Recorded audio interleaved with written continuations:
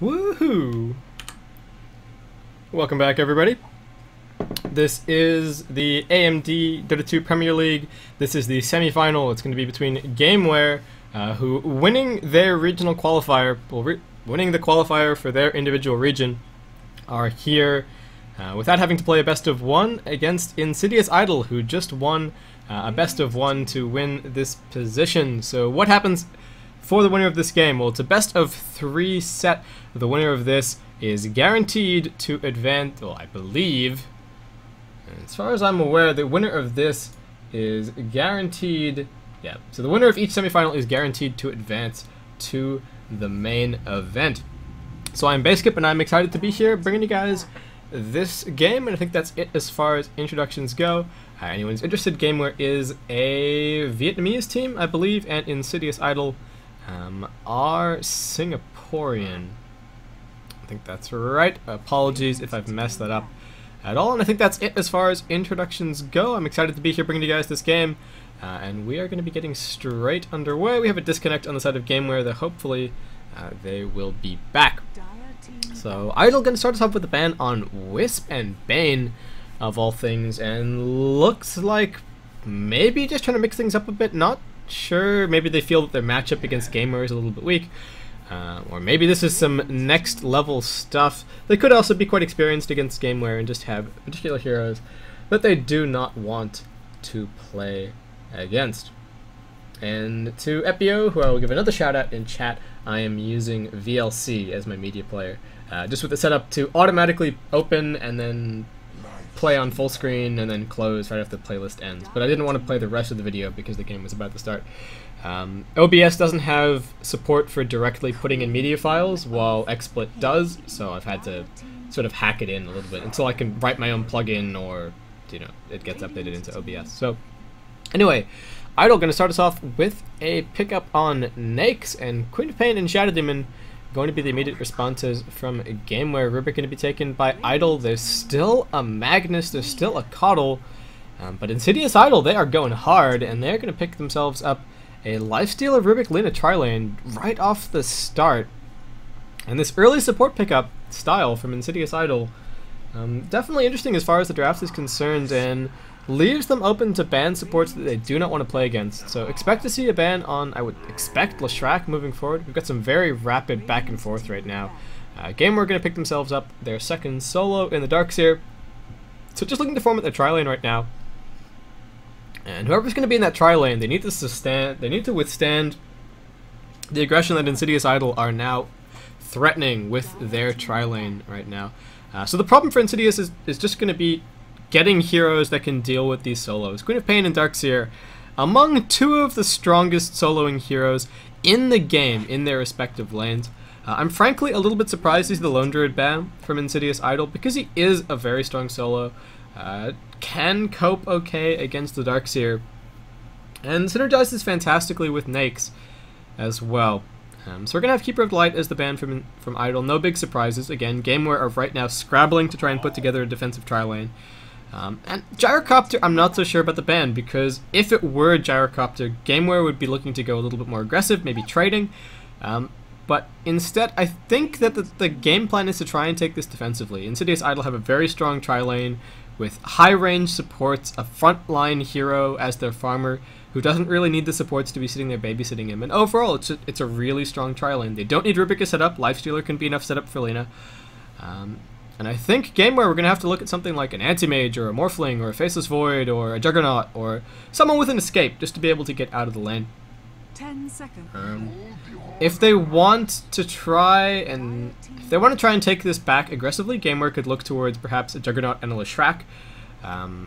Great follow-up to the Shadow Demon, and then they've got Magic Immunity to try and get out of any ganks or any aggression from InsidiousIdol, and it's something that you really need in these tri-lane versus tri-lane scenarios. Yes, Shadow Demon is going to be able to complement the weaknesses of your carry if they don't necessarily have a natural escape, but if Lina is, or even Rubik is patient, then Shadow Demon isn't really going to be a reliable way to keep your carry alive. So it would be great to see some sort of innate escape or magic immunity or survivability on their carry right now. InsidiousIdol are going to pick themselves up a Magnus, a solo who doesn't really win to Quap or Darkseer. He's going to be okay if he's soloing mid against Queen of Pain. Again, I think I talked about that matchup at length last game. But it's just a question of, okay, Magnus gets some farm. Magnus is okay. He can get levels, he can get farm, he can do things. But Queen of Pain definitely the one who comes out on top there. There is some good ganking potential between Rubik and Lena, however, to set things up to get a kill on Queen of Pain by rotating, and Lifestealer doesn't feel too alone when he's left by his supports in a lane. So that's not a bad setup for them so far. We're just looking for one last strong solo to round things out. And I'm going to say Weaver, but only because I just think he's such a strong solo at the moment. Deals with a lot of heroes quite well, and actually does okay against Darkseer. Though it's often difficult to find someone who can deal with Darkseer, and it's more a matter of playstyle and disrupting what the Darkseer wants to do than it is a matter of your hero, though your hero definitely needs to be top-notch to deal with him. The point that I'm trying to get at is that even if you have a good hero against Darkseer, if you don't understand exactly what the Darkseer is trying to do, then it's very difficult to stop him winning the lane, getting farm, getting a fast mech, and then going to do whatever he wants in the other lanes. So InsidiousIdol, hopefully they've got a hero and a player ready to go for this one. So Luna's going to be taken by InsidiousIdol, and I don't quite know how these lanes now work out. I think it definitely still needs to be aggressive, and Anti-Mage going to round things off for Gameware, so again, they pick up a carry who has a nice escape. They could have gone more aggressive, but I think the Anti-Mage takes this nicely in the long game. And yeah, Gameware, I think, off to, well, pretty well set up right now. So getting ourselves into the game, over on the side of Gameware, we've got Kim Nan playing the Darkseer. We've got Zoro on Leshrac. Yang Mi is going to be on Queen of Pain. Super Hugh is going to be on Anti-Mage. Again, I'm so sorry if I'm butchering the pronunciations on these names, guys. And Star Rupee is going to be on Shadow Demon. On the side of InsidiousIdol, we have SXOCXS, a name completely created to mess with casters. Well, probably not the origin story, but I'm going to call him Socks, I guess. He's going to be playing Lifestealer. Insidious C is going to be on Luna Z-Red, on Lena Monkey. Okay, we've got to swap. So Monkey is now Monkey D Dinims. Again, sorry about the names, I'll just call him Monkey. He's going to be on the Lifestealer. Mag has now been taken by Socks, and Sojiro, I believe is the translation of at least this part of his name, is going to be on Rubik. We'll probably just call him Rubik, and he played Rubik last game, so that's gonna help the continuity out a little bit. And Queen of Pain has now reconnected, so we are more or less ready to go. I don't think I have any other notes to make. And Kim... Oh, okay, so... Gameware would like to remake. InsidiousIdol would like to know why. So we'll have clarification on that, and hopefully we'll be able to...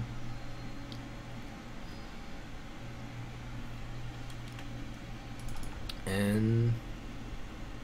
Darkseer has Surge first. It's not necessarily awful, but in solo versus solo, you definitely want Ion Shell. So apparently they would like to remake. Z-Red is skeptical, but looks like we're going to play on. So Gameware asked for the remake, they are denied, and we're going to continue with this game. So Anti-Mage, he's bought himself a poor man's shield. Hopefully he's going to be pooled some regen by his supports. Though they seem to be pretty well stocked up right now and not sitting on top of any extra gold. So AM is just going to be, I guess, passed sparingly whatever regen is around. But Gameware, I'm not 100% sure about this lane setup for them. They've got one set of tangos on Shadow Demon. They've got a normal pair of regen on the Shrek, but absolutely nothing on Anti-Mage. And with two 600 range supports on II, you have to feel a little bit worried about them just being driven back really defensively in this lane. Anti-Mage does have, obviously, the survivability to go up and farm by himself, so the supports don't really need to be trading blows. But yeah, just an overall lack of regen I think is going to make this game fairly hard. So Rubik comes in, Center Wood thrown up onto the high ground. And, well, not really dewarding anything just yet, just camping at the Zerminate Rune. And Mag with some solo-esque items picked up. Monkey is actually making his way down towards bot at the moment. And Gameware now rotating the tri-lane, setting the Darkseer towards top. So I think maybe getting an incorrect read on this. I'm not 100% sure if they want to be tri-laning against the tri-lane on the tri-lane's own safe lane, but for now it actually looks like Monkey's going to be soloing bot, and it's a tri-lane formed around Magnus, perhaps? Sentry Ward to block out the small camp. I think both teams have a very strange read on what's going on this game. II suspecting that Gameware would call the tri-lane bot, so they would send their tri-lane top and jungle the Darkseer to start. But Gameware call the tri-lane top, so they try to dodge the tri-lane by sending it bot, and they send Darkseer top anticipating the tri-lane being there. So yeah, all in all, fairly weird, I have to say. And it looks like we've got a little bit of stream nonsense going on, perhaps, while we are paused. There's nothing I can do, guys. The same thing would happen with, the exact same thing would happen if it were people spectating off Dota TV. Obviously, the players themselves can't spectate off Dota TV, but they can spectate off the stream. But if they had one friend spectating off Dota TV and just telling them what was happening 2 minutes afterwards, that's effectively the same thing. So, I mean, I can't really do too much about mysterious pings on heroes that are in fog. Stuns attempted on Nakes, but he's already picked up that first point in Rage, and he is straight out of here. Lanes are going to be really awkward, I think, for both sides at the moment, but Gameware actually do pretty well because the supports aren't mid. Well, the supports aren't bot right now. They're actually just chilling out mid. Red comes in, and we've got Sojiro waiting up around on the high ground. And Kim, unfortunately, again, doesn't have that first point in Ion Shell, skilled Surge first, so not really harassing the Magnus just yet, and Sox is getting some last hitting done. But Rubik really wants this first blood on mid. Insidious C is there, but Z-Red makes his way up towards top. And without two, they don't really have the potential to get this kill. Yang Mi comes in, going to trade some hits with Insidious C, now blinks himself out. Cops will Lucent Beam on the way out as well. Monkey still not really able to approach the creep wave too well down at bot, though has been able to claim 2 last hits. And Darkseer, I think unconcerned about the appearance of the Lina top. So II running some interesting dual lanes right now. Rubik is still completely dodging experience, not a single point picked up just yet, trying to keep this lane equal for Luna. And it is showing in Yang Mi's score. He's only got 1 for 1 at the moment. Our 2-minute rune is just about to spawn. We've got some pings going out, both teams checking it out. But it's actually a regen spawning up on top, and Rubik, it's a dual lane on mid. You got to use that autonomy to be able to just camp out runes and get stuff done. So hopefully you're going to be able to walk himself up and grab that one that looks like might be leaving it for Z-Red, might be leaving it for someone. Looks like it's just going to be for Insidious C, top off his mana pool there. Regeneration. Monkey's going to head into the jungle, but Gameware suspect what's going on. They pop a smoke, but the smoke is immediately cancelled by the oh-so-conveniently jungling Lifestealer. Lifestealer doing work and not even realizing it. Oh, that was very unfortunate for Gameware. They just... I thought they suspected that Nakes was jungling. I didn't think that they were going to go for a sneaky smoke, and they can't really kill off Monkey since he still hasn't used Rage just yet. So long as Rage is off cooldown, they're going to be absolutely fine. The decision now is to tri-lane against the Darkseer. So in the end, things work out as Gameware suspected. They're going to be able to get the lifts back, but they need the stun to connect. Red, where is it? There's a skewer. But Z-Red holds the stun. Maybe getting a little bit messed up by Rubik throwing the telekinesis backwards, but I don't think a strange decision for Rubik. And now the supports, they come in mid, they don't even go for the smoke. GW walk in, they manage to get the soul catcher damage down as well, and that's going to be first blood drawn by Gameware, despite the hard start that Yang Mi had. Now straight back into it, and even picking up the last hits as well as the supports disappear. So a bit of wasted time there from II, and a little bit out of character, especially after seeing them in the last game. Though again, that is my introduction to this team, so I'm not 100% sure.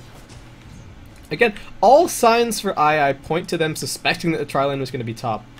And I guess Gameware maybe just going one level further with their setup. Had the tri-lane been bought, I think II could be trading reasonably evenly right now. Anti-Mage would be getting farmed, but there is definitely kill potential going back and forth on the supports, and they could be running pulls. But however, Gameware have just taken control more or less of this bottom lane. Monkey's going to get a meager amount of farm, but the supports are just wandering the map right now. And looks like Rubik is about to walk straight into the two Gameware supports, and there's so much kill potential between the Shrek and Shadow Demon, as I think we are just about to see. They get the stun, nice lift, almost cancelled there for Rubik, but I think a couple of right clicks going to be able to pick up this kill. Monkey comes in. He does have open wounds, going to throw it out on Zoro. Looks like he might drop here. A couple more right clicks is what they need. No stun available. Star Ruby doesn't have a disruption for a very long time, so Monkey manages to pick himself up a kill. And Nakes now coming in. Nice stun. Connect on 2. Ruby now lifted up. And Rubik, only level 2, managing to get back into that fight very, very quickly. Double kill for Monkey. And overall, definitely not a bad exchange for InsidiousIdol. So they finally form these heroes up on bot. Magnus is going to have an awful time top. He's against the Darkseer on Darkseer's safe lane. It's not actually that bad since Darkseer can't cut the wave here, but Darkseer can play some shenanigans with the jungle and just get a ton of farm going. So, however, Magnus at the moment actually doing a little bit better, surprisingly enough.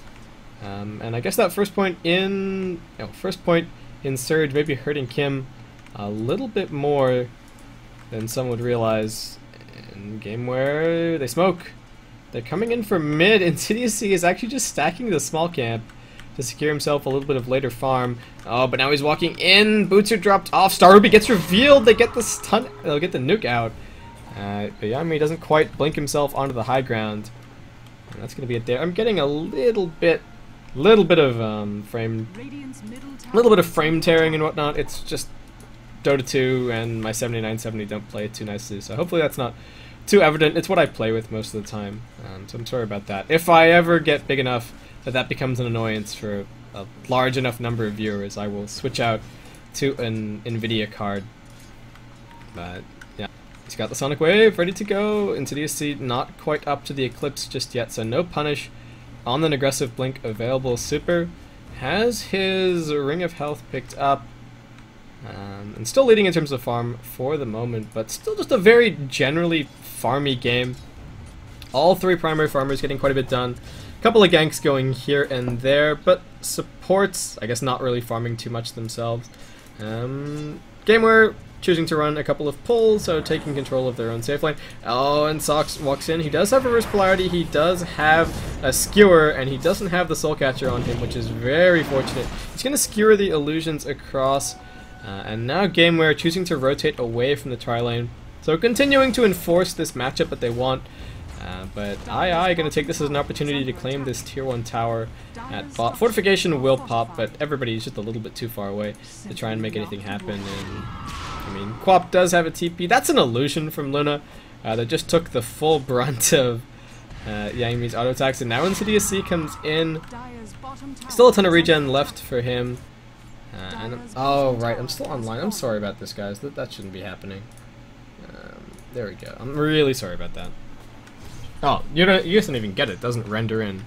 I was getting Skype pop-ups, which I don't think show up on the stream, but yeah.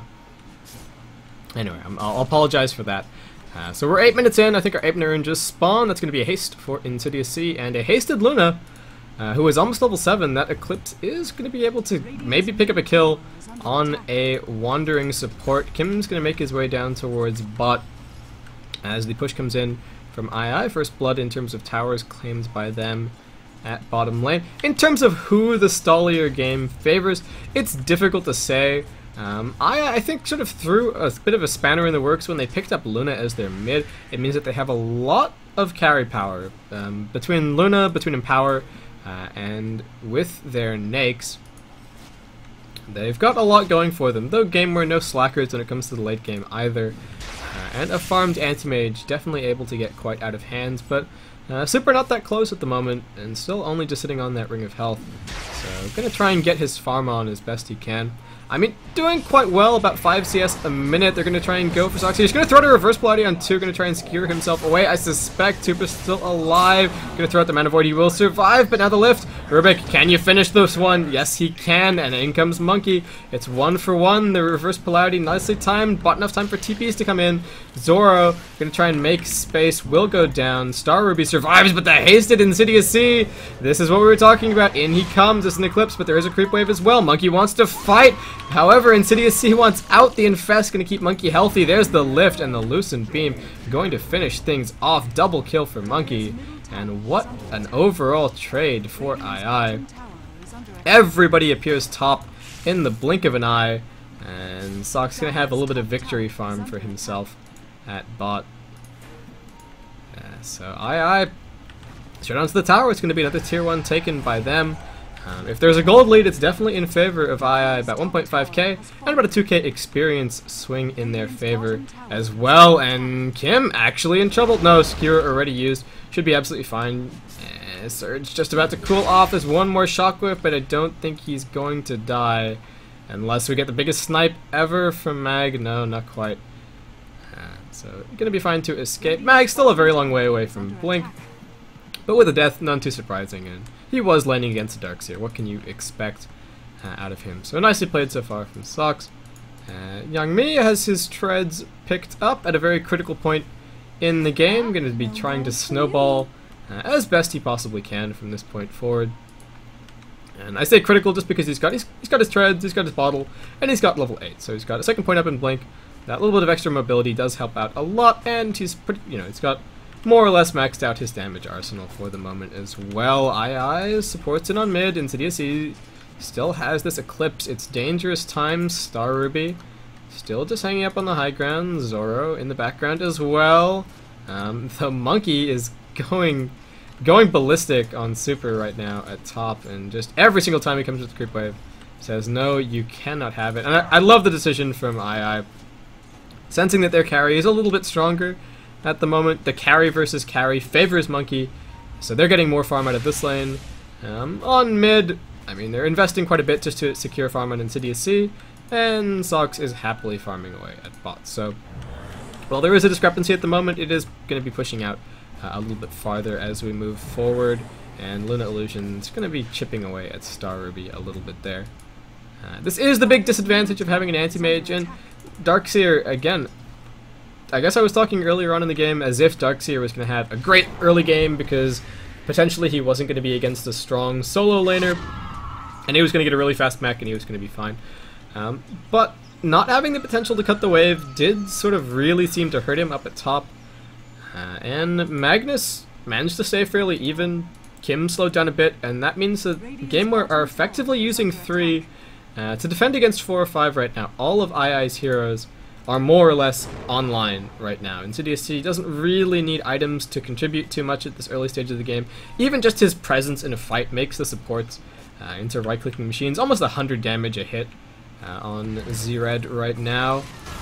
And yeah, I mean, effectively it turns into a 3v5. Magnus is taking this opportunity to get some farm up, but Blink should be up around the same time as the mech on the Darkseer, and that's just... there's normally a little bit more disparity in favor of the Darkseer in that matchup, so... I guess nicely played by Mag. I wasn't paying as much attention to that top lane as I could have. Kim did have a tough time. There were supports rotating up. They were putting pressure on him. There was the early rotation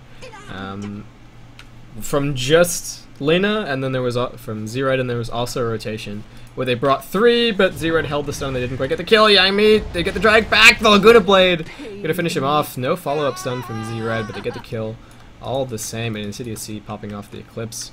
A lot of hate going the way of the Queen of Pain right now, keeping her locked out of the game. Speaking of locked out of the game, Super farm definitely stalling. Monkey catching up, about to eclipse him in terms of last hits, and with that, 61, 62, 62, II take the top of the board with 3, and Monkey, he is just not having any of this. I mean, Super not able to get into the creep wave at all. So, sucks. Still just farming up a little bit more. How much closer is he going to be able to get to that blink?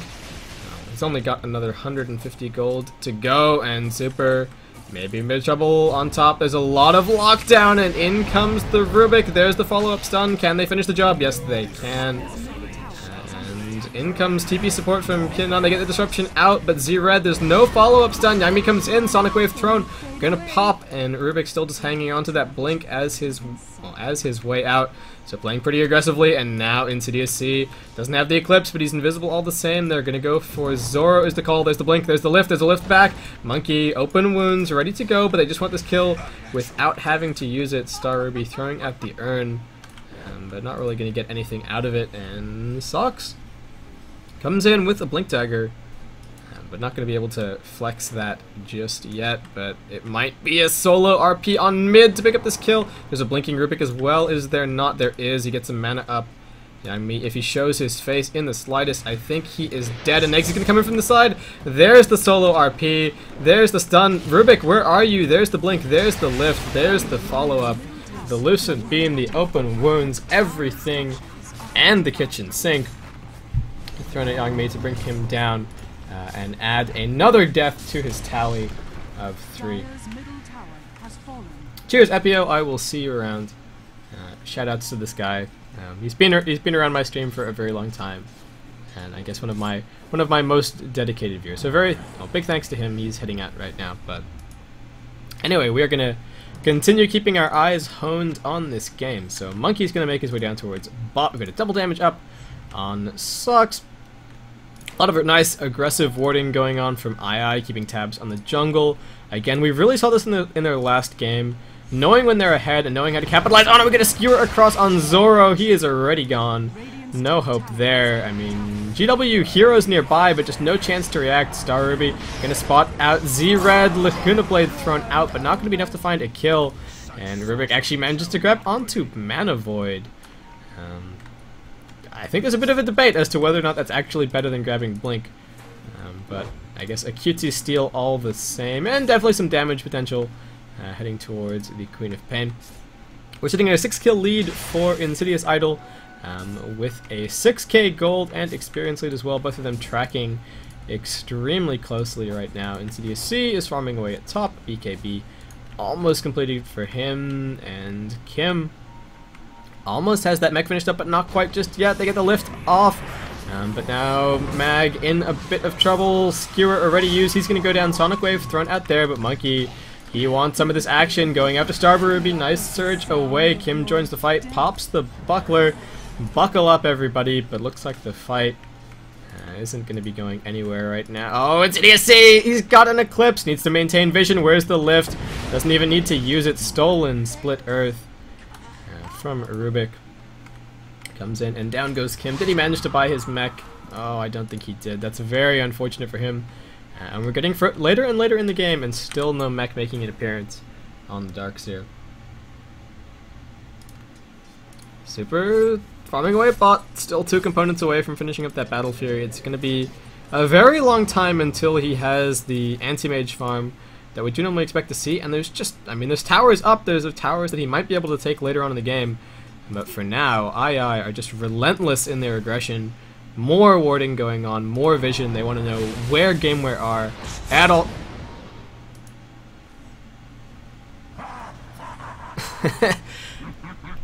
Okay, so they want to know where Gameware are at all times. Blink Dagger was, I think, a little bit on cooldown there for Mag, as they attempted the Infest Blink RP. So they're going to go for the Infest Blink Skewer. Mag, I think Lifestealer pops out a little bit early.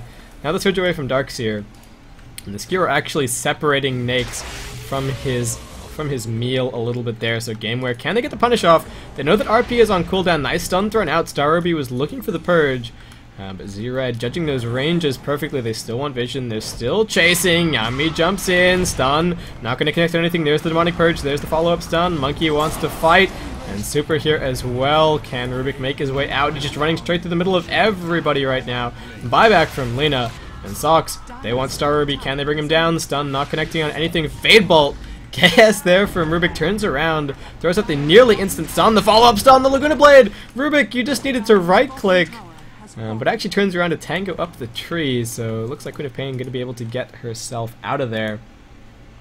And at the end of the fight, Zoro chased down by a very angry Nakes and a very angry Magnus, who were denied a little bit earlier, and we're going to be able to pick themselves up that kill. So a very favorable exchange for them.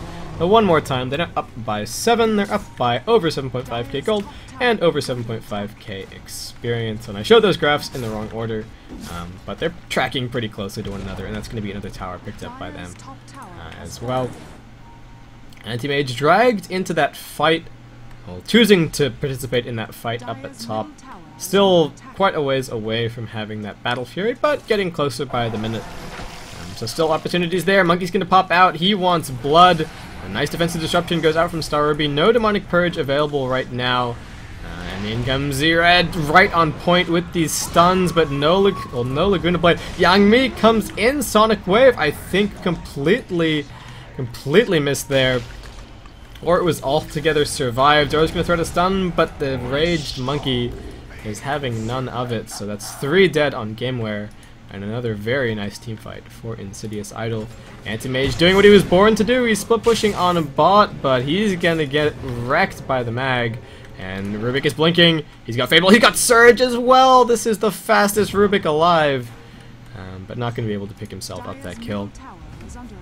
So Super limps away to fight another day and hopefully finish up his Battle Fury. Meanwhile, Insidious C and Z-Red pushing in on mid. This multi-core strat really working out for them. And Luna making a bit of a reappearance in the metagame, turning up on the middle lane. Definitely interesting to see, and I have to say I like it. It's really working out fantastically for II right now.